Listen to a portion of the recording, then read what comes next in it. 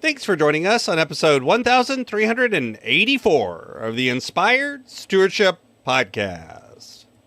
I'm Katherine McCord. I challenge you to invest in yourself, invest in others, develop your influence, and impact the world by using your time, your talent, and your treasures to live your calling. Having the ability to recognize that diversity is power is key. And one way to be inspired to do that is to listen to this, the Inspired Stewardship Podcast with my friend, Scott Mater.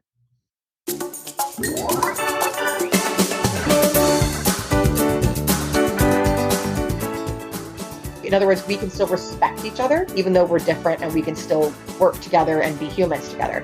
And that's what it's about. And everybody is included in that. So this idea of inclusion is not for you. Yeah, it is. And anybody who says that doesn't get it. And sadly, some of those voices are very loud. Welcome and thank you for joining us on the Inspired Stewardship Podcast.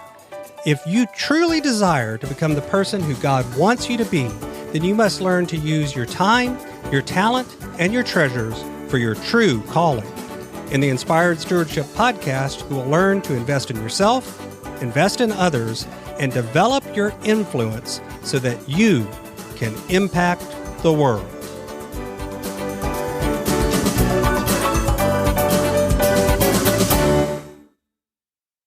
In today's podcast, I interview Katherine McCord. I asked Katherine about how different is not a deficit, and I also asked Katherine about inclusion and neurodiversity and why these things matter. I've got a new book coming out called Inspired Living, Assembling the Puzzle of Your Call by Mastering Your Time, Your Talent, and Your Treasures. You can find out more about it and sign up for getting more information over at inspiredstewardship.com, Inspired Living. That's inspiredstewardship.com, Inspired Living. Katherine, a physically and neurodiverse woman herself, built her career on inclusive innovation in people operations and HR technology. She lives by the motto that different is not a deficit. In 2014, she founded Titan Management, a national people operations consulting firm, and then in 2021, she took up HR tech by designing the first ever fully accessible anti-bias applicant tracking system plugin that fires the resume and showcases company diversity. Featured at Web Summit, HR Disruptor, SHRM, and the London School of Business, she makes an energetic, interactive, education-based speaker who always brings some spice. Welcome to the show, Katherine. Thank you so much for having me. I am super excited to be with you today. I'm glad to have you here. So we talked a little bit in the intro about you and your journey. The way I've started joking about intros is they're like the Instagram pictures of our life as opposed to the real life. So true. It's like, here, let me frame that and make sure the dirty laundry is not in this background. It's right off camera. So can you talk a little bit more about your journey and what has brought you to the point of doing the work you do and putting the message that you put out into the world? Yeah.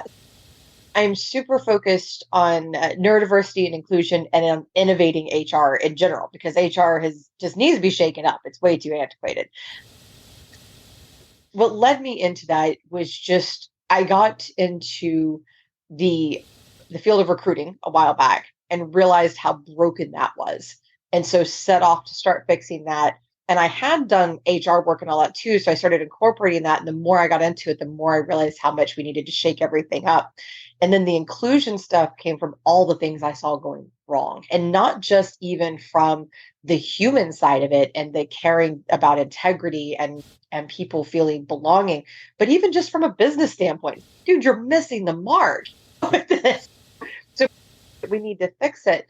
And a lot of people, it's really funny because I have 6 invisible disabilities. A lot of people think that I got into, and 4 neurodiversities. They think that I got into that work because of myself. But again, it came back to just the things I saw going wrong in the world. Some of the sadness I saw, some of the disconnection, some of the just people not being utilized to their full potential and just wanting to dive in and fix it. Mm-hmm.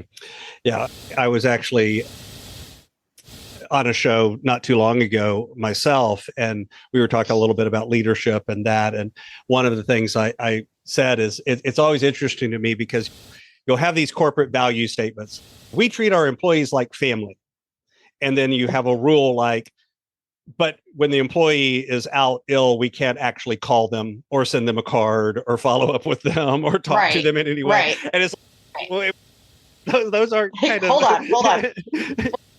And even I hate the family thing too. You're not my family. My family are those awesome people I'm trying to support. I don't want to be family with you. You're my workplace. And it does create, I think, sometimes an unreasonable expectation that you have to be like besties with everybody at work. Right. No, you don't. You're there to work with them. We've forgotten that as a society, that work is work and home is home, and they don't need to intermix, right? And accidentally, that's caused some exclusion too, because then you get people, as an example, who are on the autism spectrum or who have some anxiety, stuff like that, who don't want to be overly social. But there's all this, come to the team building activity and chat with everybody for 3 days straight. Oh God. like, why is that happening in my life? But then on the other side, we've forgotten the human touches of if somebody's sick, reach out to them and check on them. That's just common. I think everybody. That's just being good. That's just being being a good human. Yeah. That's just politeness. Like that's just what you ought to be doing. So it's really funny because we've like hyper humanized in areas that we absolutely don't need to, but then we've forgotten the things that actually matter. And I think it's the difference between forced, which is the let's come together and be super cheerful for 3 days and do all these really ridiculous activities that just cost everybody time doing their actual job. That's the performative versus the real work, which is, like you said, just, oh, you're having an illness. Okay, great. What can we do to support you? Or not great, obviously, that was a weird thing to say, but okay, we accept that. What can we do to support you? That kind of thing. That's the real work that we need to be doing. And it's just basic. And sometimes I think it's, so I'm a big fan of, everyone always talks about the golden rule. Treat others the way you want to be treated. And I'm like, actually, that's a terrible advice. It's like, wait a minute. What if you don't want to be treated the way I want to be treated? Then what can I do as a leader when people are in those positions? What are some of the things that they need to do to start recognizing, not I want to treat you the way I want to be treated, but I actually need to treat you the way you need to be treated or you want to be treated. I need to dive in a little deeper. Yeah. First piece of advice, be from the true South. Like that. It just works because it comes naturally. That's what I always tell people. That's how that came so naturally to me. But think of it as hospitality. In all sincerity, think of it as hospitality. So you need to make sure that these humans are comfortable. Why? Because that's when they're going to be more productive, more creative, healthier, happier. Then they stay with you. Then the work gets better. It's more efficient. You see where this is going. So you just need to be hospitable towards them. And what that means is supporting them working in ways that are natural to them. So when you have a party, you should be making sure that everyone feels comfortable. Everyone has what they need. That's part of being a good host, right? This is the exact same thing. You want to just ask the humans, what do you need? And then give them that. It's very simple. And how... Wait, but that requires actually listening to them. What? I had the most embarrassing introduction into that lesson in my life. I was a very young manager in my 20s. And my husband and I have worked together in every capacity. We're one of those weird couples where it actually works really well. We just really complement each other beautifully, professionally. I've been his boss. He's been mine. We've worked together. It's just crazy. In this particular case, he worked for a client of mine as a director. And I was coming in consulting on recruiting. They wanted to build out a recruiting area. And I said, great, I'll come in and I'll help you out because I'd done some recruiting for them when they first got started. So I came in, I was allowed to pick anybody I wanted. I picked this one guy from their staff and he was spectacular, right? Like on my husband's team. My husband looks right at me and goes, you're not the right manager for him. And I was like, rude.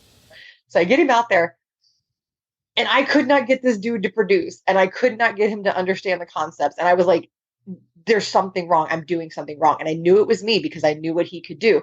So I finally, after a couple of days of this, swallowed my pride and went to my husband, and he came out and he looked at this guy, asked him where a bunch of stuff was that he normally used. And then he looked at me and goes, did you ever bother to ask him what he needed? And I was like, oh, but he said it like in a funny, haha way, like not a rude way. He's like, did you even bother to do this? I was like, oh, and then I did great with the guy. Then we got along once we figured that out, but I was not asking him what he needed. I was training the way I needed to train. And that's just not what works. So yeah, you don't want to get caught in a lesson like that, especially by your spouse, man. That's an embarrassing moment. But I think it's true that, again, as leaders, as managers, as folks that are in, quote, a position of dealing with, and let's even abstract that even more, just as a coworker, right? Yeah. Or a co-human, our spouse, or kids, all of that. It's that recognition, and that comes back to your work on neurodiversity and other things. Yeah. Recognition of we're not all the same, and that's not bad. No, that's a great thing. Different is different. Different's not good or bad. It's not a value judgment. It's an observation. Absolutely. No, different is not a deficit. That's it. That's one of the main things I go around saying. Different is not a deficit. It's actually a benefit. It's a strength. That's what you want. You hear that saying, strength and diversity. It is true. You want diverse talents. You want diverse backgrounds. You want diverse mindsets, learning, all of these things. That's what you want. And stop making assumptions about people too. That's the other thing that's just a killer in anything that you're talking about, whether it's inclusion, leadership, being a good partner, whatever it is. No assumptions. A great example, my grandmother, when COVID started, was 87 years old. And we're a very tight-knit family. She was used to seeing all of her great grandbabies, and she was very sad because she suddenly couldn't see them. And people are like, oh, old people can't learn new technology. But she goes, hey, I want to see them. What can we do? So we got her smartphone. She learned that on her own. She got her own smartphone and just figured it out, just right on her own. And I go, okay, great. So now let's teach you Zoom. So we do Zoom. She can see people. She can talk. She's super, super excited, right? So then we go, okay, she goes, I want to learn something else. She gets so excited, right? She's excited to be learning again. I was like, all right, great. So let's give you Zelle because we're all tired of sending you checks. And so she gets Zelle, right? Or Cash App, whatever you want to call it. And she's sending money. I said, okay, so request money from everybody. So to all of her grandkids, her 4 kids, she gets everybody to send her money. And they send between $5 and $20 a piece. And then they go, okay, now practice sending it back. And she goes, oh no, that's too difficult. I can't learn that. And so I tell people, I'm like, dude, this woman learned 3 new technologies and how to be a con woman. Like at the age of 87. Don't tell me. Don't tell me that old people can't learn new things. So it just, well, I don't know. Maybe the con one wasn't new. I don't know. Oh, there is that. There's that possibility. There's no established pattern of that with her. Maybe we just don't know what Mimi has going on in the background. You weren't around her when she was in her 20s. You don't know. Well, to your point, this is the same woman that a year before that, at the age of 86, shot a handgun for supposedly the first time ever and got a sharpshooter badge the same day. What?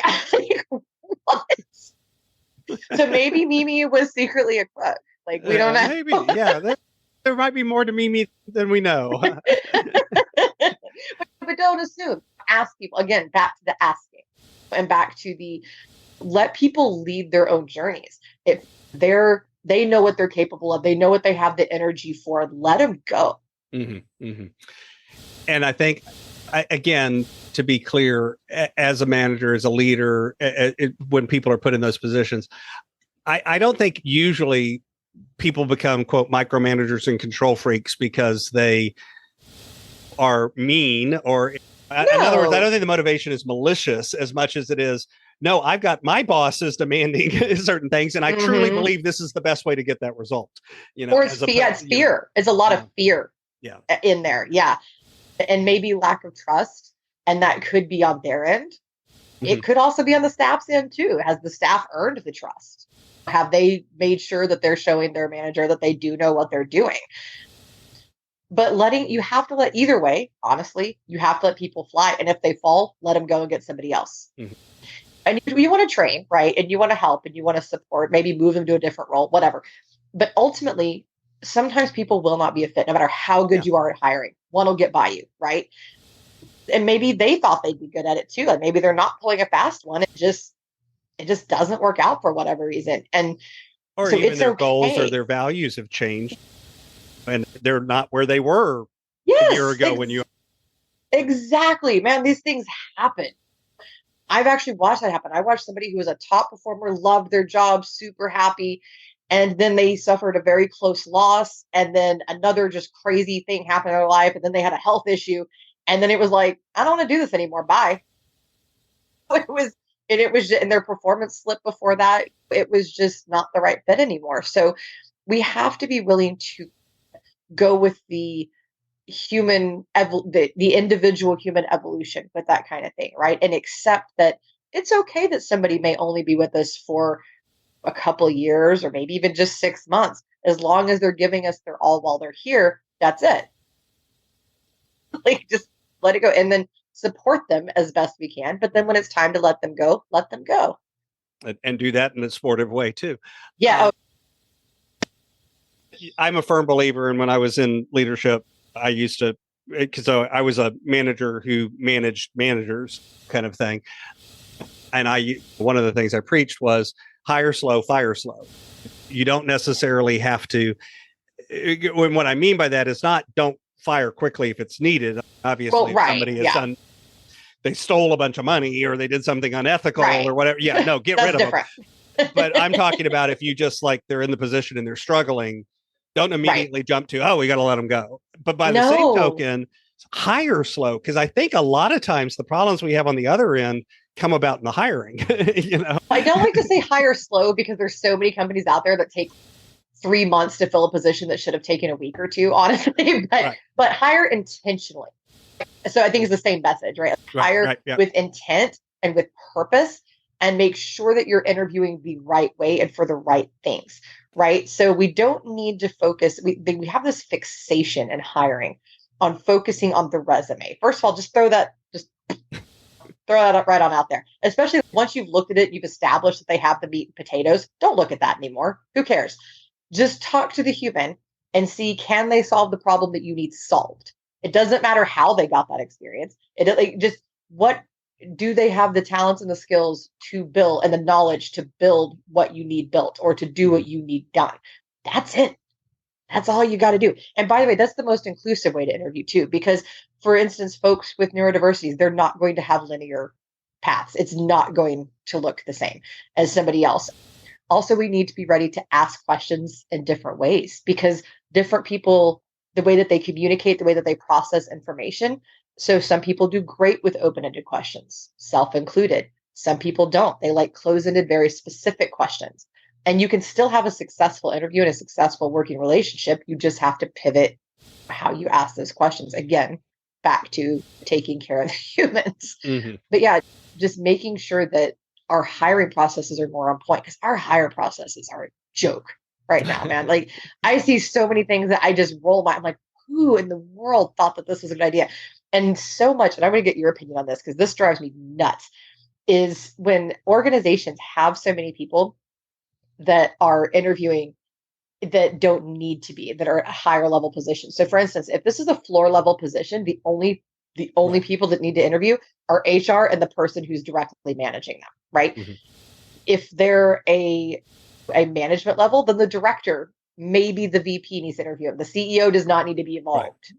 Cut it out with that. Like this, the CEO meets everybody that comes into our company. Why? Right. I mean, you should meet them, but maybe not, but don't interview them. But that doesn't mean you're making a hiring decision. Yeah. Yeah. No, you meet them after the fact. That's how that goes. Like, the only thing I would add is sometimes there's value to, like, especially in a team position, like a floor position, like you're talking about, if you create the situation where some other members of the team can interview. Yes. Absolutely. Now, again, you got to be careful with that one. And you actually have to train people how to do it. Yes. Because not everyone knows how to 100%. Interview. 100%. And by the way, you need to train your managers too, because a lot of times it's, you're a manager, you need to interview. And they don't know what they're doing. I've never interviewed my What do I do? What is happening? And there's all these legalities, right? And there's all these like best practices, and nobody's teaching them. And nobody teaches it. No. And then they're like, hey, just get on Google and research it. I'm like, no, do not do that. And never use like the Google top 20 list or anybody's top 20 list of questions. No, that is not how you interview. And it's so funny to me.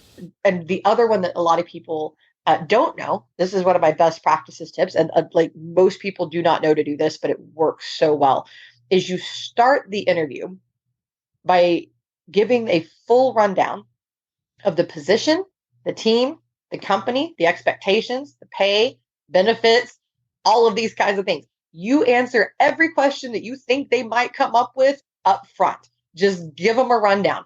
And the reason for this is that, number one, then they decompress. Because these things that were on their mind, they can completely focus on you. They're not trying to remember questions anymore. They're not worried about anything. All of that's up front. You also ask them, is there anything else that you need to know before we get started? That way also, are you in a line with pay? And you just give the range for whatever it is you want to tell them. This is the scope. We discuss it. Benefits, all that. You get all of it out of the way. So they've decompressed.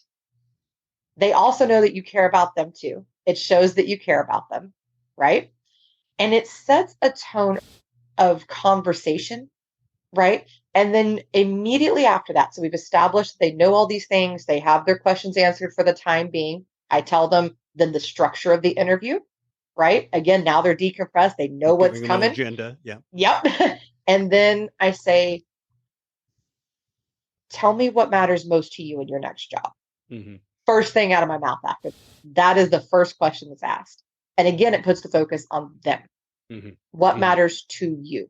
And then we have a conversation from there. And I make sure that all the same information is gathered in every interview. And I make sure that the same basic flow happens, but I let their answer to that question. And I don't let them get away with shallow answers like pay or just this very blah answer. I say, okay, but what does that mean to you? One of the biggest ones, I want room to grow. Okay, what does that mean to you? Do you want education for your current role? Do you want certifications? Do you want to travel? Do you want to advance? What do you want to do? And so you ask what that means to them, and you really get to know them. And then it creates a very intimate conversation, and it really helps you to grow. And it's the same thing, especially for neurodiverse people there too. You just set them up for success too on so many different levels. One of the things that I talk about on the show too is faith and our faith journey. And I think a lot of times the journey we have in that part of our life, that spiritual part of our life, intersects and overlaps in different ways for different people with the rest of our life. So can you talk a little bit about your faith journey and how that's intersected with the work that you do? Yeah. So I grew up with one side of my family having a grandparent who's a missionary. And then on the other side, being tons of music ministers over on that side. So I very much grew up in the church, right? And different denominations. We rotated through different denominations, but then also being exposed to other religions as well. And so it's been very interesting because, and what was taught to me by my parents and my grandparents and aunts and uncles and all this, was that the main thing that mattered, if you're, how you do the one takeaway, right? If you're, the one takeaway from Christianity is love thy neighbor. That's it. Love. That's the thing. And I'm like, okay. And then to contribute, because my grandfather always taught me Jesus contributed. He fed, he did these things, he contributed. So these are the two lessons that were like pushed into my little brain and that I actually latched onto. There was some other stuff in there too, but those are the two that my little brain just latched onto. And I thought that those were so beautiful because they're so generically helpful.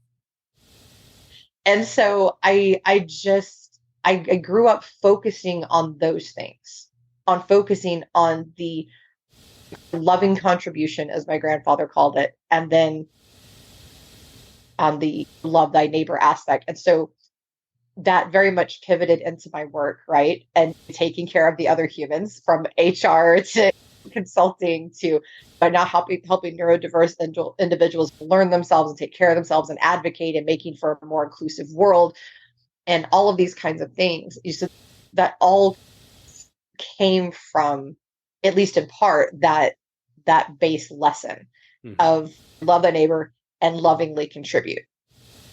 Just aspect. So from that standpoint, I think it's been very instrumental in my development as a professional as well. Yeah. So we've been using the word neurodiversity, and it dawns on me that we probably should define our terms a little bit. That probably would help, because we use words a lot and don't always necessarily mean the same thing when people do it. It's true. Yeah. So for you, whenever you're thinking about the work you do and neurodiversity and just diversity in general and inclusion and these sorts of words that we've been using. Big, broad words, right? What does that mean practically to you? So neurodiversity was originally coined by a woman in Australia named Judy Singer, who's a sociologist. And she used it as a very broad concept to mean that difference in diversity in thought and diversity in how the neurons communicate inside of a human does not equal a deficit, right? So back to that different is not a deficit. It's since evolved. And now the neurodiversity movement uses it to refer to a medically visible or diagnosable difference in how the brain processes information or stimuli. In other words, a little bit more specific than just, everybody has a different brain. It's a lot more specific. And this is about 20% of the population has some sort of diagnosis. And then there's probably about another 10% or so that are undiagnosed. This is about a third of the population, a quarter to a third of the population, give or take. And so that's what that means. And inclusion, there's diversity, everybody knows what that means. That's not complicated. But inclusion, it's somehow become somewhat of a dirty word in certain circles, which I think is very odd. And I think that part of it is that there are people representing themselves as inclusion advocates or inclusion specialists that are not. They are specialists for inclusion for a certain group. And so all of the messaging is geared that way. And I think that that's causing a lot of confusion. So inclusion cannot be exclusive. It is literally for everybody. It's saying, as long as you're not hurting other humans, you're welcome. That's the line. You don't get to hurt other humans. Outside of that, let's go. Let's do this. And it's about embracing people where they are. So that's what it is. So it's saying, you're a Christian, I'm of the Jewish faith, let's come together. That kind of, in other words, we can still respect each other, even though we're different, and we can still work together and be humans together. And that's what it's about. And everybody is included in that. This idea of inclusion is not for you. Yeah, it is. And anybody who says that doesn't get it. And sadly, some of those voices are very loud. Yeah, but that's what it is. That's what it means. So neurodiversity is just a difference in how your brain processes. And that goes everything from like traumatic brain injury and cerebral palsy all the way over to obsessive compulsive disorder and anxiety disorders. And again, difference is not a deficit. And then inclusion is for everybody. And it can be, neurodiversity can be dyslexia. It could be autism. It shows up a million different ways. Everything. Bipolar. It's such a huge spectrum. Like people are like, it's almost a third of the population. Like, because it's this huge, like wide, but anything basically that changes your neural pathways and causes them to function in a way that's different. But another cool thing is that there's actually benefits to neurodiversity. And a lot of people don't know that. So the science behind this can be found in the National Institute of Health, National Library of Medicine, Harvard, Psychology Today, Stanford, Hewlett-Packard did a study. So all of these places have done fantastic studies on this. And what they found is that just as with everything else in our human design, when we have a strength, obviously there's going to be some struggles in other places, or something else will be, quote, neglected. But then there's specific strengths that come with this. So for instance, with autism, there may be a struggle with social cues and things like that. But then on the other side, you get this sort of brilliance that comes and this unique ability to find patterns and analysis and just and usually, not always, but very blunt honesty, which is great and refreshing in so many ways. And every groups of dyslexia is known for creativity and innovation and empathy. And it just goes on from there. My obsessive compulsive disorder helps me to stay hyper organized. Mm-hmm. It also has its drawbacks and frustrations. My mania and my bipolar cycles, nobody works like me, man. I'm like a freaking freight train. And I'm told I'm super fun to be around, and I have all this creativity and all that. Yes, there are struggles with these things, but there's also beautiful benefits. So it's interesting, and focusing on people's strengths and then supporting them in their disability and or weaknesses, so to speak. That's the way to go. Well, and again, I think all of us, and honestly, even sometimes the very things that are our strengths also can be a weakness in a different way. Oh, always. The giftings we have also have a negative side to. Yeah, I'm the unstoppable force and the immovable object. Try arguing with that.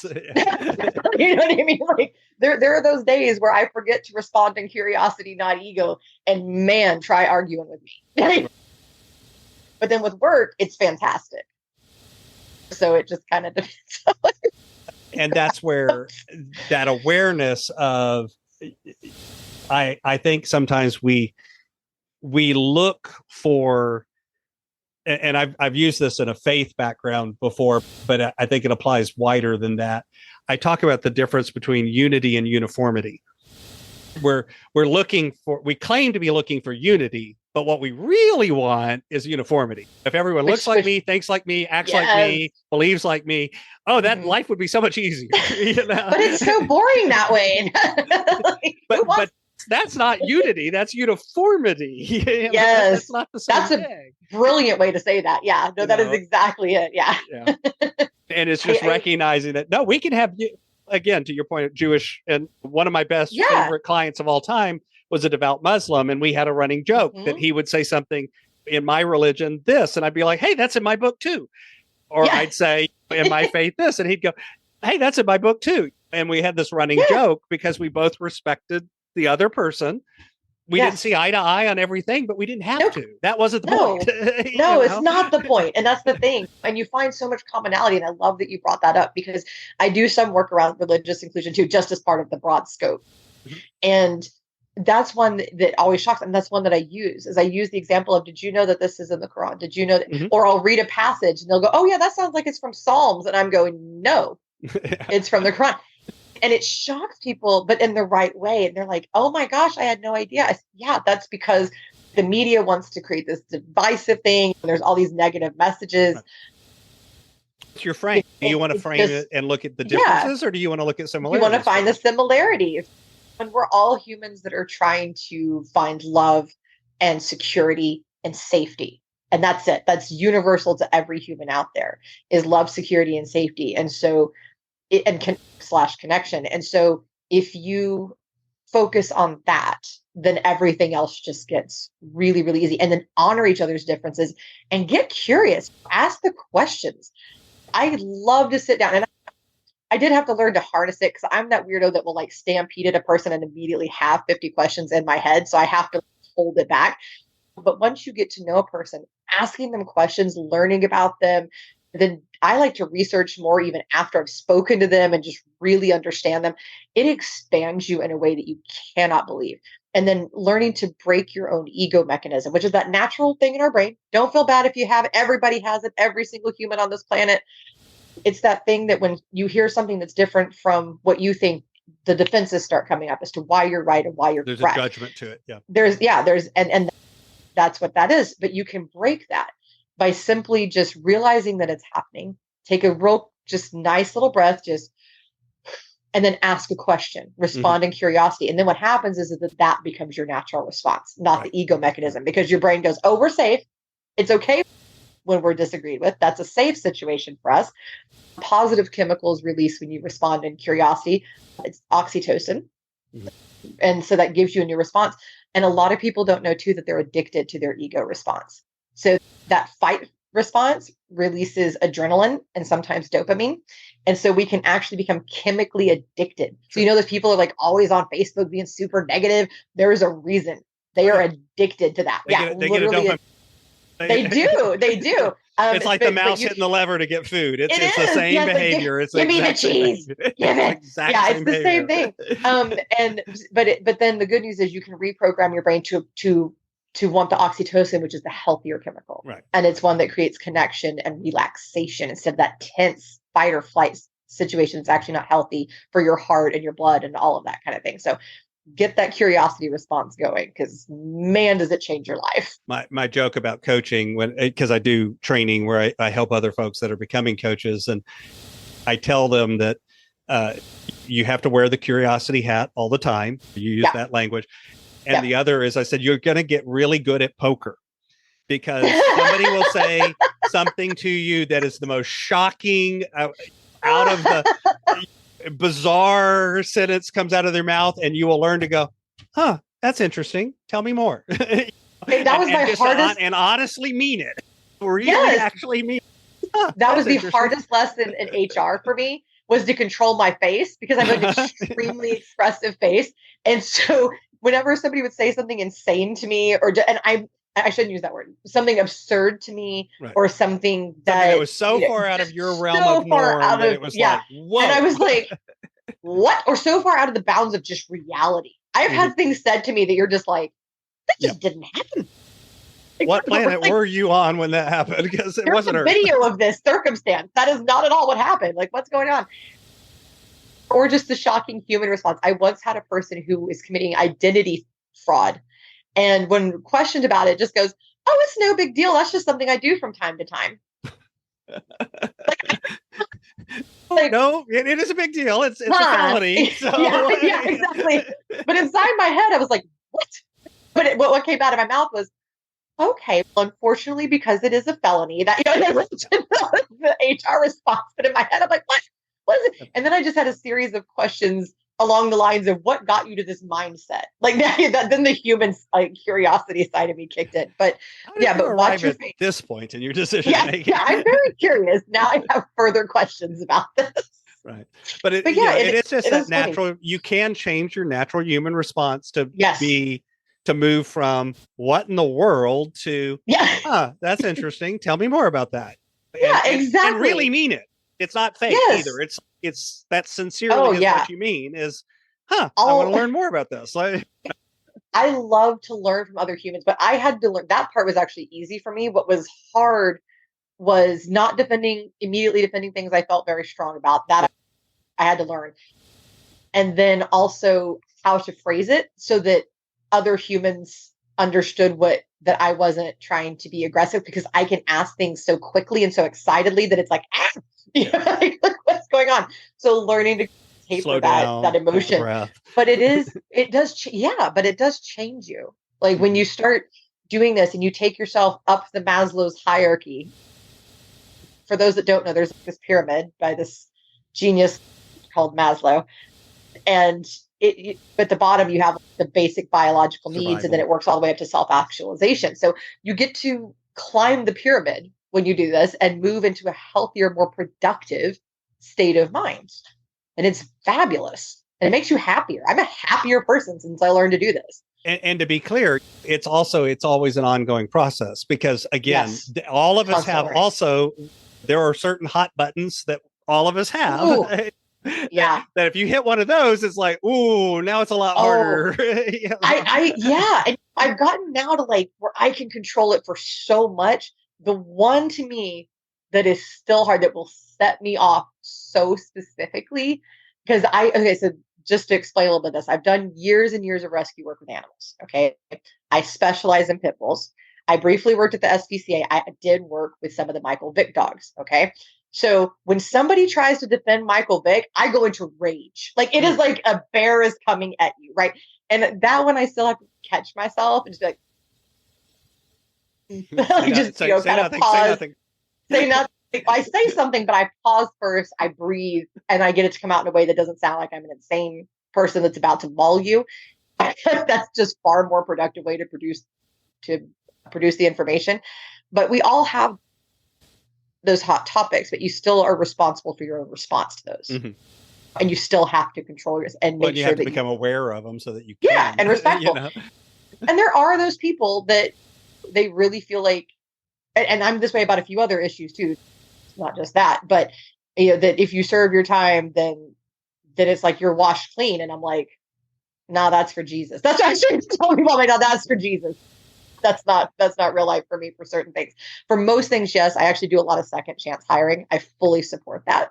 But there are some things that I'm like, no, that just says who you are as a person, and I don't like you.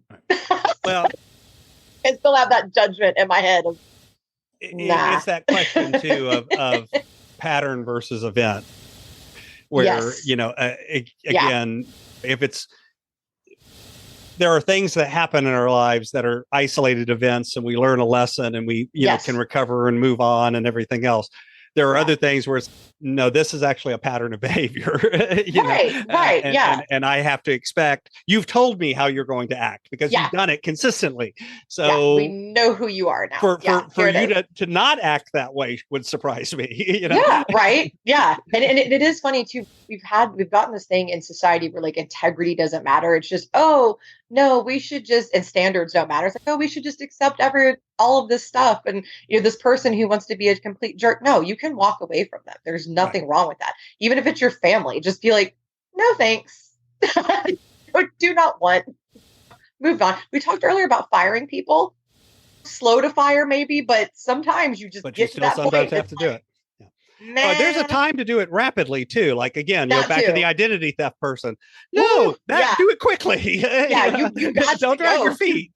You got to go. Speaking of which, I had a cousin that got fired from my life that way. She stole my identity, and I went, bye. She goes, and she's trying to come back. I'm like,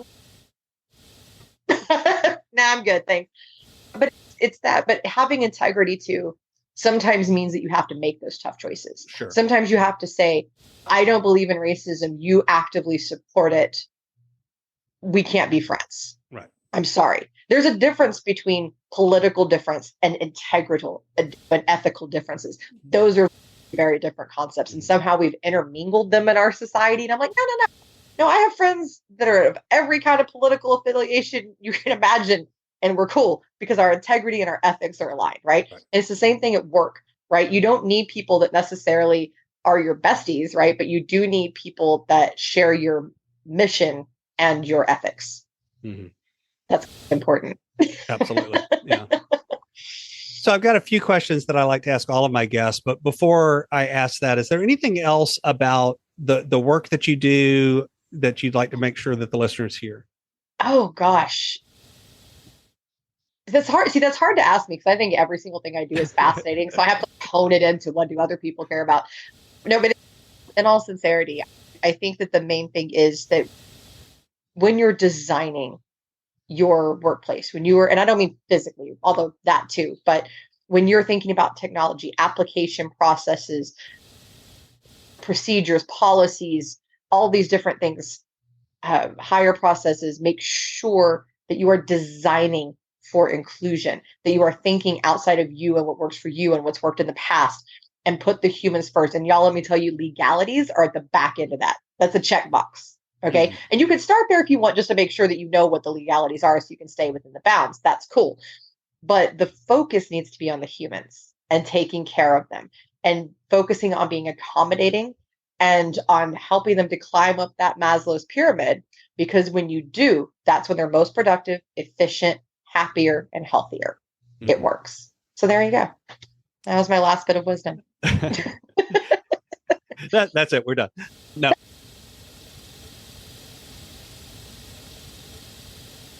My brand is Inspired Stewardship, and I run things through that lens of stewardship. But that's like diversity and neurodiversity and inclusion. It's another, in some ways, it's another buzzword or another word that means a lot of different things to a lot of different people. So when you hear that word, what does the word stewardship mean to you? Caring for others. That's how that comes out to me. It's just, it gives me the sense of, and I'm totally exposing myself as a mega nerd right now, but it gives me the mental mental image of Alfred the Butler in Batman, who just loves this man and just goes above and beyond for him at every turn, just way above what his job duties are. It just stays with him and is almost a parent to him. And that's what I picture in my head, is just, really, truly taking that servant's mentality in a positive and loving way. This is my favorite question that I like to ask boy. everybody. Imagine for a minute that I could invent this magic machine, and with the machine, I could pluck you from where you are today and transport you into the future, maybe 150, maybe 250 years. I don't know how I feel about being plucked, but we'll go ahead. Okay. No, you could be lifted gently. Thank you. And not plucked like a chicken, but picked right, up, and taken into the future, maybe 150, 250 years. And through the power of this machine, you were able to look back and see your entire life, see all of the ripples, all of the connections, all of the impacts you've left behind. What impact do you hope you've had in the world? That I expanded the minds of humanity and helped them to better embrace each other. That's it. Especially for the neurodiverse people, but really for everybody. That was it. So what's coming next as you kick off into 2024? What's on the roadmap? Oh boy, all kinds of fun stuff. So I have a book that's going to be coming out. I have not 100% settled on the title yet, to be honest with you. I'm writing it and just letting the title flow into my world. But it's going to be about neurodiversity and coming to understand yourself. This is for individuals who are neurodiverse, and understanding yourself and what to do with yourself and how to join the community of the neuroverse, so to speak. And so I have that going on. I have some awesome speaking engagements. I'm going back to Portugal for that. But also I'm going to be putting on a neurodiverse focused event. The first of its kind, a mega just Winter Wonderland meets Tech Summit type situation for neuro folks. That's going to be in New York sometime in September. So stay tuned for that. And then other than that, just keep it on rocking and rolling with spreading inclusion and information about neurodiversity and shaking up the world of HR. And you can find out more about Katherine over at titanmanagementusa.com. And of course, I'll have a link to that over in the show notes as well. Katherine, anything else you'd like to share with the listener? Yeah. And we talked about the importance of breaking your ego defense and responding with curiosity, which is so very important. And another part of creating truly strong and intimate relationships with other humans is vulnerability, but not just in sharing your own information. But this is something I learned a while back. I think it's the coolest realization, is that the most intimate thing that you can do with another person is ask them something and truly receive the information, because that changes your neural pathways. Sharing your own information releases positive chemicals and all that kind of stuff. But when you learn from somebody else, that actually changes how you function and how you process and how you're going to see future events. And there's nothing more intimate than allowing somebody in to your brain. So embrace that, ask lots of questions, and grow. Just roll with it. It's an amazing experience once you start doing it. And I know it's not the most natural thing. Trust me, I'm the human equivalent of grumpy cat. So if I can grow and learn to do it, then so can you. And trust me, it's worth it.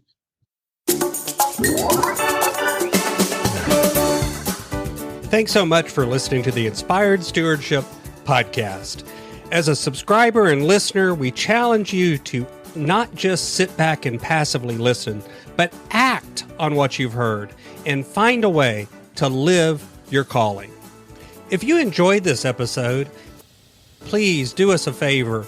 Go over to inspiredstewardship.com/iTunes rate, all one word, iTunes rate.